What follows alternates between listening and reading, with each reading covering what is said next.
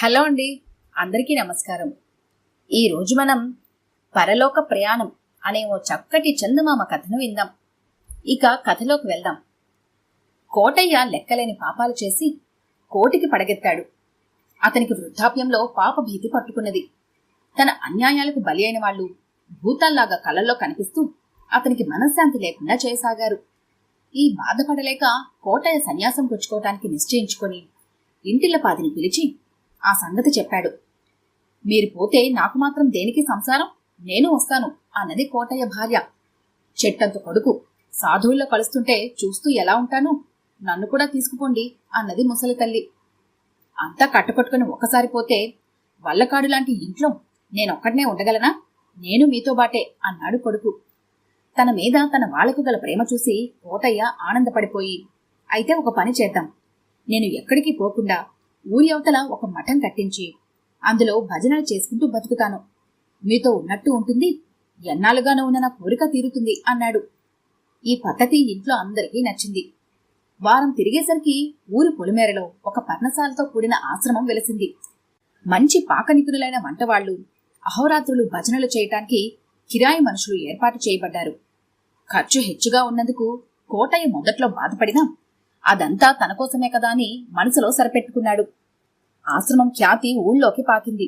ఊళ్ళో జనం పిల్లా పీచుతో సహా సాయంత్రం అయ్యేసరికి ఆశ్రమంలో హాజరు కాసాగారు. కోటయ్య మాట ఏమైనా పైవాళ్లు మాత్రం భక్తిలో ఓలలాడారు. ఒకనాటి రాత్రి భజన చేసి పంచభక్ష్యాలతో భోజనం చేసి అలసి నిద్రపోయిన కోటయ్యకు ఒక కల వచ్చింది. ఆ కలలో దేవుడు ప్రత్యక్షమై, కోటయ్య, నువ్వు అనుకోకుండానే మీ ఊరికి గొప్ప మేలు చేశావు. ఊళ్ళో నా భక్తుల సంఖ్య పెంచావు. అందుకు ప్రతిఫలంగా నిన్ను వైకుంఠానికి తెప్పించుకునేటందుకు రేపే విమానం పంపిస్తాను, దానిలో బయలుదేరిరా అన్నాడు.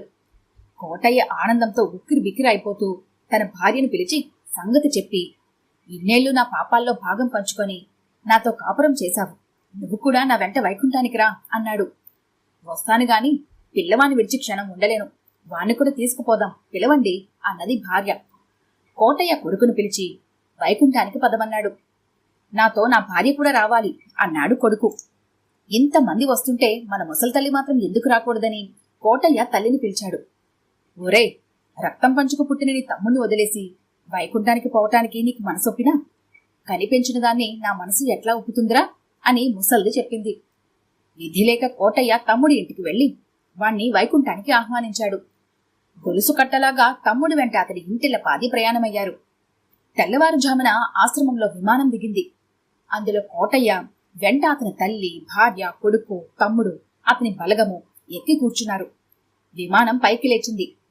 విమానంలో ఇంతమంది ఎక్కి కూర్చున్నాం కదా, ఇది మొయ్యగలదా అని కోటయ్య అనుమానిస్తుండగా ఆకాశంలో విమానం అటు ఇటు వరగసాగింది. బాగా బరువు ఎక్కువైన పడవలాగా. అనుకున్నంతా అయింది. ఇది ఒక్కని మాత్రమే మోసేదిలా ఉంది, నన్ను వెళ్ళిపోనిచ్చి మీరంతా దూకేయండి అని కోటయ్య అరిచాడు. విమానం ఏ క్షణానైనా తలకిందులయ్యేలా ఉంది. ఒక్కడూ దూకలేదు. పైపెచ్చు అందర్నీ వదిలిపెట్టి నువ్వొక్కడివే వైకుంఠానికి పోతావా అంటూ మిగిలిన వాళ్లు కోటయ్యను గట్టిగా పట్టుకొని విమానం నుంచి బలవంతంగా కిందకు తోసేశారు. ఆకాశం నుంచి కిందకి పడిపోతున్న కోటయ్యను భూతపిశాచాలు పట్టుకున్నాయి. అంతే, ఒక్క చావుకేక పెట్టి చివ్వున లేచి కూర్చున్నాడు కోటయ్య. అదంతా కళ అని తెలుసుకోవటానికి కోటయ్యకు కొంతకాలమే పట్టింది. ఈ కథ కనుక మీకు నచ్చినట్లయితే లైక్ చేయండి, షేర్ చేయండి. మరిన్ని ఇంట్రెస్టింగ్ కథల కోసం మా ఛానల్ని తప్పకుండా సబ్స్క్రైబ్ చేసుకోండి.